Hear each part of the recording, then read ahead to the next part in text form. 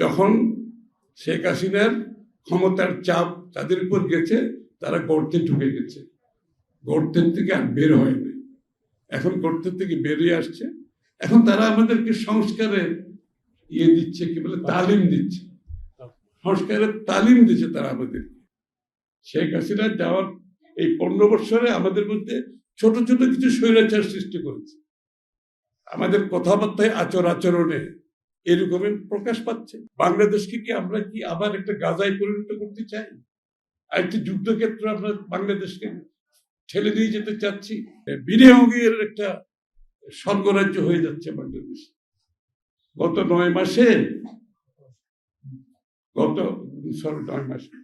মাসে বাংলাদেশে বিনিয়োগ ক্রমান্বয়ে কমছে।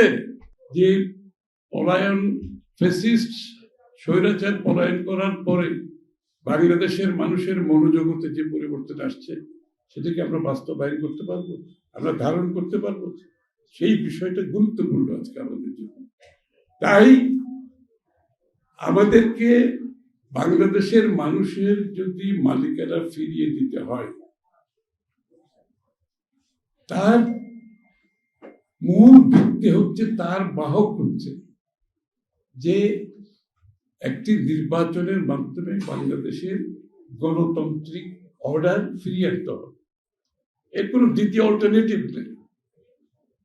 যে গণতান্ত্রিক অর্ডার ফিরাতে গেলে আপনি যে নির্বাচন গণতন্ত্রের বাহক, তার মাধ্যমে একটা সুষ্ঠু নির্বাচনের মাধ্যমে ফিরিয়ে আনতে হবে। এখন সুষ্ঠু নির্বাচনের জন্য যে কাজগুলো করার দরকার, সেই কাজগুলো আমরা শুরু হতেই দেখতে পাচ্ছি।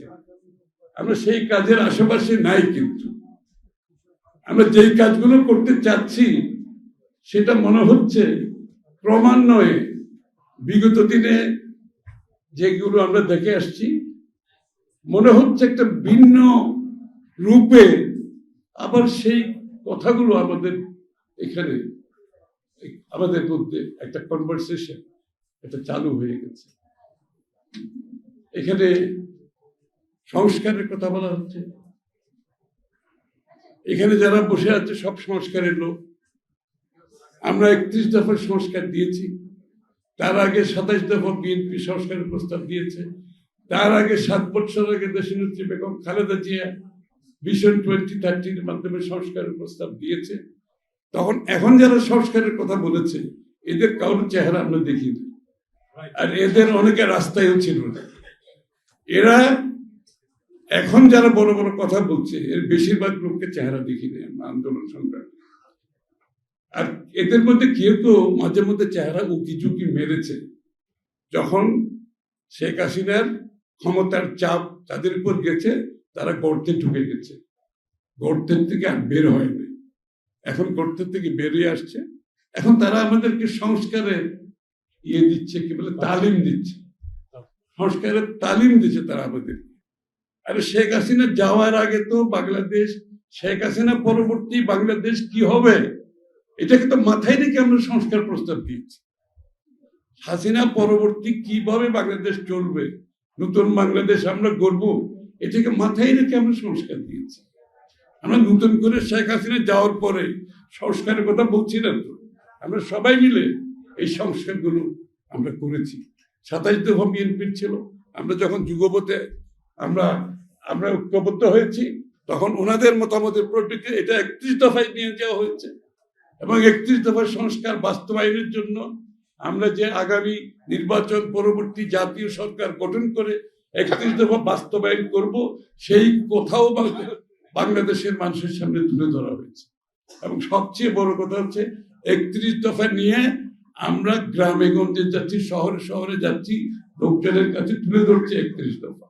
ইতিপূর্বে কোনোদিন দেখেছেন আপনারা বাংলাদেশের রাজনীতিতে সংস্কার প্রস্তাব নিয়ে জনগণের কাছে যেতে? এর আগে কোনোদিন দেখেছেন আপনারা? কোনোদিন দেখেন নাই। এই প্রথম বাংলাদেশে সংস্কার প্রস্তাব নিয়ে জনগণের কাছে যাচ্ছে, তাদের সমর্থন চাচ্ছে। কারণ দিনের শেষে আপনি যত সংস্কারের কথা বলবেন, দিনের শেষে সংস্কার হতে হবে গণতান্ত্রিক প্রক্রিয়ার মাধ্যমে। গণতান্ত্রিক প্রক্রিয়ার বাইরে গিয়ে কোনো সংস্কার করা যাবে না। এখানে কাউকে নতুন মালিকানা আমরা দিই নাই, বাংলাদেশের মানুষের মালিকানা অন্য কাউকে মালিকানা দেই নেই যারা আগামীর বাংলাদেশের সংস্কার করবে। বাংলাদেশের সংস্কার হতে হবে গণতান্ত্রিক প্রক্রিয়ার মাধ্যমে, বাংলাদেশের মানুষের সমর্থনের মাধ্যমে। তার বাইরে সংস্কারের কোনো সুযোগ নেই। ইতিমধ্যে আমরা পরিষ্কারভাবে বলেছি, বিভিন্ন বক্তারা বলেছেন, পরিষ্কারভাবে বলেছি, যে সমস্ত সংস্কারের জাতীয় ঐক্যমত হবে সেগুলোর জন্য আমরা প্রস্তুত। দেরি কেন? আমরা কেন জানতে পারছি না কোথায় ঐক্যমত হয়েছে? সবাই তো প্রস্তাব দিয়ে বসে আছে, সব রাজনৈতিক দল সংস্কারের প্রস্তাব দিয়েছে। তা আমরা তো অপেক্ষা করছি ঐক্যমত কোথায় হবে। ওনারাও বলছেন ঐক্যমতের পরিপ্রেক্ষিতে হবে, আমরাও বলছি ঐক্যমতের পরিপ্রেক্ষিতে হবে। তাহলে ঐক্যমতটা কোথায় আমরা জানতে পারছি না কেন? আমরা তো সবাই আমাদের প্রস্তাব দিয়েছি ওখানে, ওইটা বলতে দ্বিধা কোথায়? ওইটা না বলে খালি সংস্কার ছাড়া নির্বাচন হবে না। আরে সংস্কার তো প্রস্তাব দেওয়াই আছে, আরে বলুন না কোথায় ঐক্যমত হয়েছে। এই কথাটা জানাচ্ছে না তো জাতিকে। আর যদি ঐক্যমত যেখানে হবে না, সেখানে আমরা কেউকে বাংলাদেশের এখনো মালিক বানাই নাই, তারা আমাদের জন্য সংস্কার করে যাবে। যেখানে ঐক্যমত হবে না সেগুলো নিয়ে প্রত্যেকটা রাজনৈতিক দলের অধিকার আছে, জনগণের কাছে যাবে, তারা তাদের জনগণের ম্যান্ডেট নিয়ে সংসদে আসবে, সেইখানে বাকি সংস্কার হবে, যেগুলোতে ঐক্যমত হবে না। এর বাইরে যাওয়ার কোনো সুযোগ নাই। কেউ যদি মনে করে তাদেরকে ওই শেখ হাসিনার মালিকানা এখন অন্য কারো হাতে গেছে, তারা দেশের সিদ্ধান্ত নেবে, জনগণ কি চাই না চাই তার কোনো তোয়াক্কা করবে না, সেই মালিকানা কাউকে দেওয়া হয় না। বাংলাদেশের মালিক বাংলাদেশের জনগণ, তারা সিদ্ধান্ত নেবে। যেখানে ঐক্যমত হবে না, তারা সিদ্ধান্ত নেবে আগামী দিনে কি সংস্কার হবে। সংসদে আলাপ হবে, আলোচনা হবে, বিতর্ক হবে, সংসদের বাইরেও আলোচনা হবে, তারপরে এগুলো সংসদে পাস হবে। গণতন্ত্র যদি বিশ্বাস করি, এই পথ ছাড়া দ্বিতীয় কোনো পথ নেই। এখানে একটাই পথ, আর দ্বিতীয় পথ হচ্ছে শেখ হাসিনার মনোবৃত্তি। শেখ হাসিনা যে স্বৈরাচার, খুদে খুদে স্বৈরাচার রেখে গেছে, আমি তো তার লক্ষণ দেখতে পাচ্ছি। শেখ হাসিনা যাওয়ার এই 15 বছরে আমাদের মধ্যে ছোট ছোট কিছু স্বৈরাচার সৃষ্টি করেছে। আমাদের কথাবার্তায়, আচরণে এরকমের প্রকাশ পাচ্ছে। আপনি জিম্মি করে আপনি আপনার আপনার কি বলে নিজের সুযোগ সুবিধা মতো আপনি দেশের মানুষকে জিম্মি করে আপনার একটা গোষ্ঠীর স্বার্থ সংরক্ষণের জন্য আপনি সংস্কারের কথা বলবেন, আপনি জোর করে চাপিয়ে দেওয়ার চেষ্টা করবেন জনগণকে বাইরে রেখে। সেটা তো বাংলাদেশ আর হবে না, ওটার দিন শেষ হয়ে গেছে। যেখানে ঐক্যমত হবে না, আমাকে জনগণের কাছে যেতে হবে, এর বাইরে কোনো সুযোগ নেই কিছু করার। এই যে একটা দেশকে একটা আন্তর্জাতিক ভূ রাজনীতিক যে একটা ষড়যন্ত্র বাংলাদেশকে নিয়ে হচ্ছে, এটা নিশ্চয়ই আপনারা বুঝতে পারছেন না। এই যে মানবিক করিডোরের অর্থটা কি? এটা কার সাথে আলাপ হয়েছে? একটি অনির্বাচিত সরকার, তারা নিজেরা সিদ্ধান্ত নিচ্ছে, তারা কথা বলে যাচ্ছে। বাংলাদেশের কোন রাজনীতি ব্যক্তিত্ব জানে না, সিভিল সোসাইটির কেউ জানে না। তাহলে এটা কার এজেন্ডা? এর পিছনে কি? বাংলাদেশকে কি আমরা কি আবার একটা গাজায় পরিণত করতে চাই? আর একটি যুদ্ধক্ষেত্র আমরা বাংলাদেশকে ঠেলে দিয়ে যেতে চাচ্ছি? কি স্বার্থে, কার স্বার্থে? এই প্রশ্নগুলো তো সামনে চলে আসছে। এবং কারা এর পেছনে কাজ করছে? এই লোকগুলো কারা? নির্বাচিত সরকার এরকম একটা সিদ্ধান্ত নিতে সমস্ত রাজনৈতিক দলের সাথে বসে করতে হবে। এবার নির্বাচিত হলেও যদি কালকে নির্বাচিত সরকার হয় বাংলাদেশে, তাদেরকে এই ধরনের সিদ্ধান্তে আসতে হলে বাংলাদেশের সমস্ত রাজনৈতিক দলের সাথে বসে আলাপ আলোচনা করে করতে হবে। এগুলো সহজ ব্যাপার?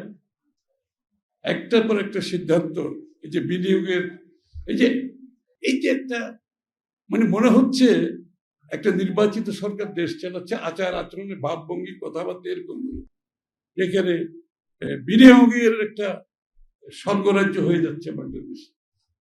গত 10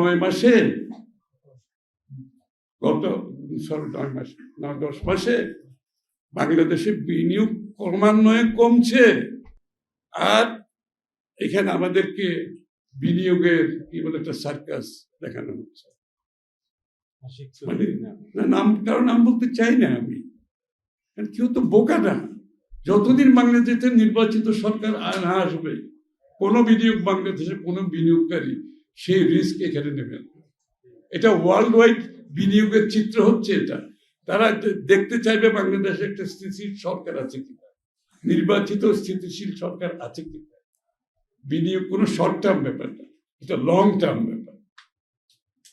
যতক্ষণ বাংলাদেশে নির্বাচিত সরকার আসবে না, স্থিতিশীল দেশ হবে না, তারপরে সেই সরকারের বিনিয়োগ, তারপর নীতিমালা কি হবে, চিন্তা ভাবনা দেখে বাংলাদেশে বিনিয়োগ আসবে। কিন্তু এটাকে ফুলিয়ে ফাঁপিয়ে এমন একটা চিত্র দেওয়ার চেষ্টা করছে বাংলাদেশে বিনিয়োগের স্বর্গরাজ্য হয়েছে। তা আমি তো ছিলাম ওখানে, বিনিয়োগ যে সম্মেলন হয়েছে, আমরা তো তাদের সাথে কথা বলেছি। তাদের একটা শেষ প্রশ্ন, বাংলাদেশের নির্বাচন কবে হবে। এই কথাগুলো শেখ হাসিনাও বলতো, আপনাদের মনে নেই তো? নির্বাচন এগুলো তো প্রয়োজন না আপাতত, মানবাধিকার অধিকার এগুলো তো ইম্পর্টেন্ট না। আমি তো অনেক ভালো ভালো কাজ করতেছি। এখন মনে হচ্ছে এরকম কিছু কিছু কথা আমরা শুনতে পাচ্ছি ইদানিং, যে আমি তো এখানে অনেক কিছু হচ্ছে। আমি তো বলছি কারো চেহারা দেখে কেউ এখানে বিনিয়োগ করবে না, বাংলাদেশের বিনিয়োগকারীরা করবে না, বিদেশিরাও করবে না। এই প্রশ্নটা পরিষ্কার হওয়া দরকার। এমন একটা চিত্র দেওয়ার চেষ্টা করা হচ্ছে যে এমন বাংলাদেশে অনেক কিছু হয়ে যাচ্ছে, কিছু হচ্ছে না। একটি ছোট গোষ্ঠী তাদের স্বার্থ রক্ষার জন্য তারা যদি জিম্মি করে বাংলাদেশকে মনে করে তাদের জায়গায় নিয়ে যাবে, সেটা বাংলাদেশে হবে না। বাংলাদেশের মানুষ ঐক্যবদ্ধ আছে, গণতন্ত্রের জন্য ঐক্যবদ্ধ আছে, নির্বাচিত জনগণের মালিকানা ফিরিয়ে দেওয়ার জন্য ঐক্যবদ্ধ আছে, এবং বাংলাদেশের মানুষের গণতান্ত্রিক অর্ডার ফিরিয়ে আনার জন্য জাতীয় ঐক্যবদ্ধ।